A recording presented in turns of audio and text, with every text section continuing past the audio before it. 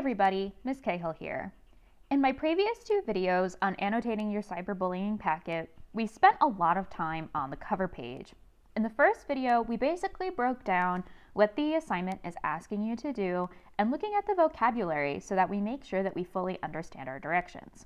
In my second video, I talked about how to craft your argument and setting it up so that you know that you craft your argument before you even look at any of your sources.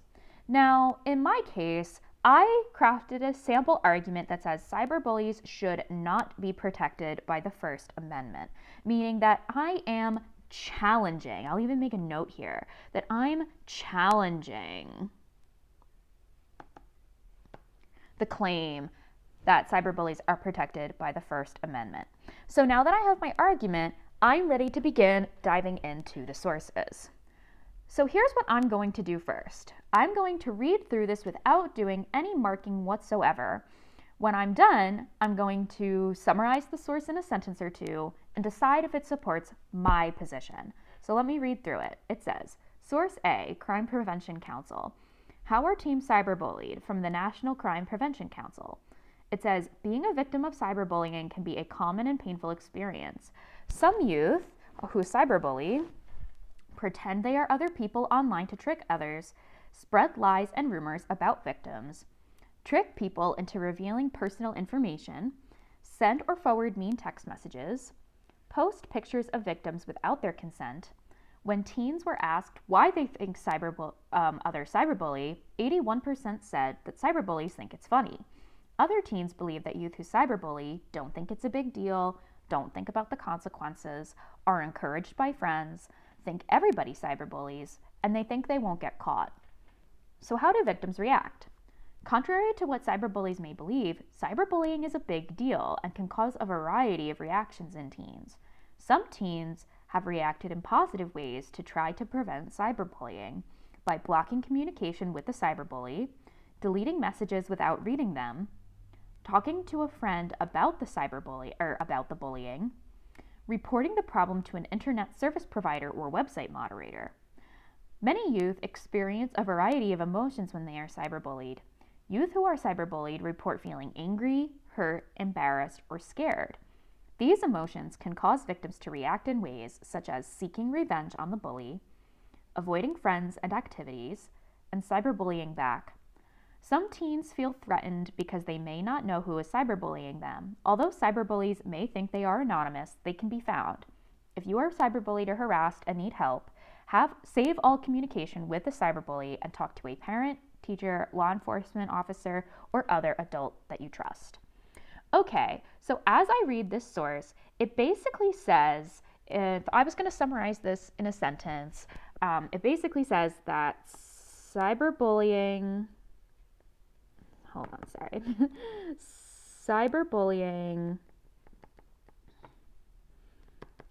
is a type of harassment and should be reported. That's how I would describe what this piece is saying. Now, let me go back up to my argument that I have here in blue. It says cyberbullies should not be protected by the First Amendment because it is a form of harassment. I would say that this first source supports my position. So what I'm going to do is put a big plus sign up in the corner because it definitely supports my position. My next step would probably be to go in and just highlight some things that I might be able to use later. So for example, let's see here.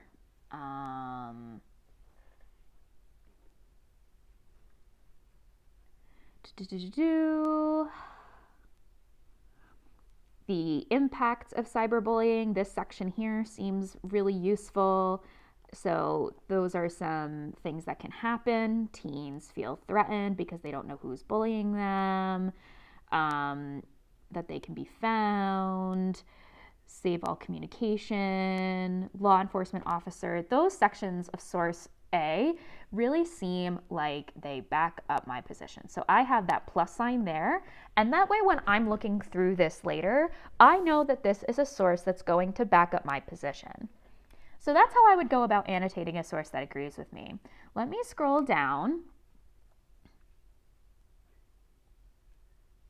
and look for one that I know from having looked at this in the past doesn't really agree with my position.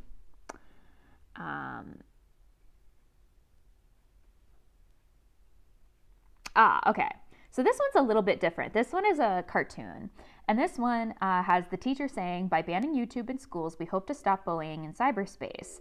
And another kid says, and get it back into the playground where it belongs. So basically, what this piece is saying, if I was going to summarize it, is bullying happens no matter what.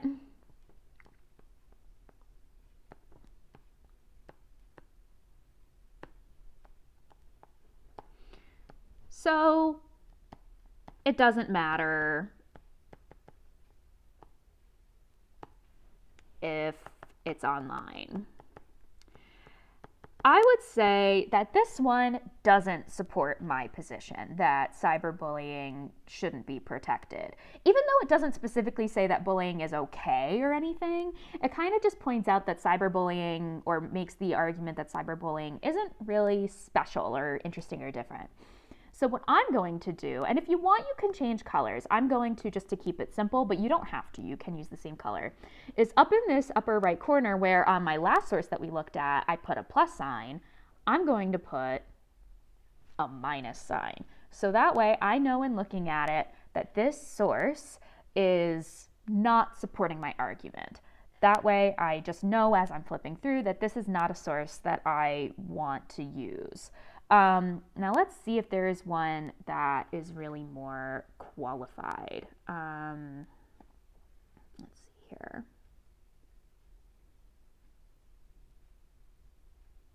Okay, so let's take a look here. This is actually from the Bill of Rights. So this says, preamble, we the people of the United States, in order to form a more perfect union, establish justice, ensure domestic tranquility, provide for the common defense, promote the general welfare, and secure the blessings of liberty to ourselves and our posterity, do ordain and establish this Constitution for the United States of America.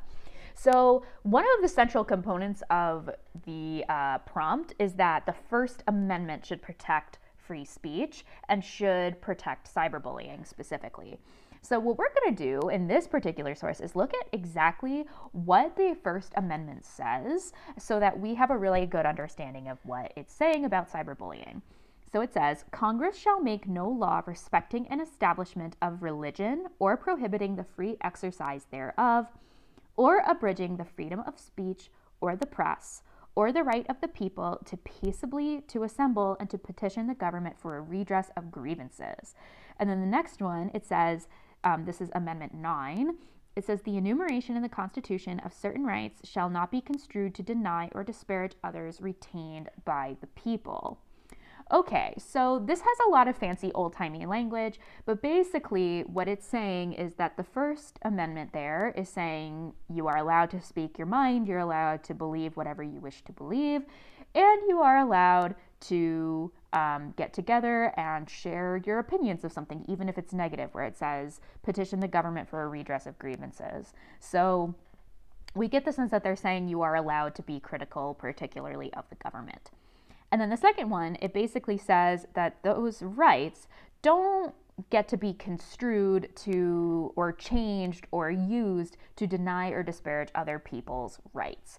And so that kind of is interesting because on the one hand, it seems to support my argument, although it does bring out this idea that people are allowed to be critical. So again, I could use this to support my argument, but there are elements of it that could be used against my argument. So what I'm going to do is write a plus/minus, because there are parts like this part here. In fact, I'm going to actually use a similar color to the one I have for agree that says the enumeration in the Constitution shouldn't be used to hurt others, basically. That kind of supports my position. But then there's also this section up here where it says, petition the government for a redress of grievances, abridging the right of freedom of speech. So that's kind of where things get a little bit sticky. So what I'm going to do, though, as a summary is just say, down here, or actually I'm going to do it in that brown color because I should summarize my source as well, that First Amendment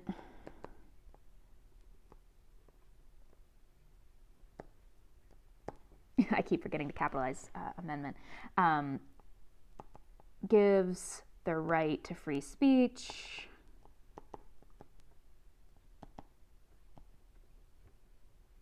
but not to harm others or take away their rights.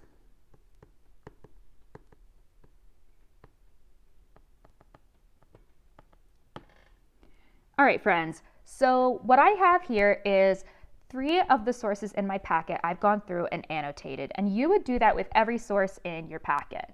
So you have, if you find a source that supports your argument, you would read it, summarize it, put a plus sign if it supports your argument, and highlight the parts you're going to use. If you find a source that doesn't really support your argument, you would summarize what it's saying, and then you would write a minus sign. And then if you find a source that kind of supports your argument but also kind of goes against it, you would maybe highlight the parts that support but also highlight the parts that go against so that you have an idea of why it does or doesn't fully support your argument, and then write that summary and then do a plus/minus sign. So that's how you would go about annotating your packet sources. Once you do that, you'll be prepared to begin the process of writing your synthesis essay. I really hope these videos helped, and I wish you luck on your synthesis writing.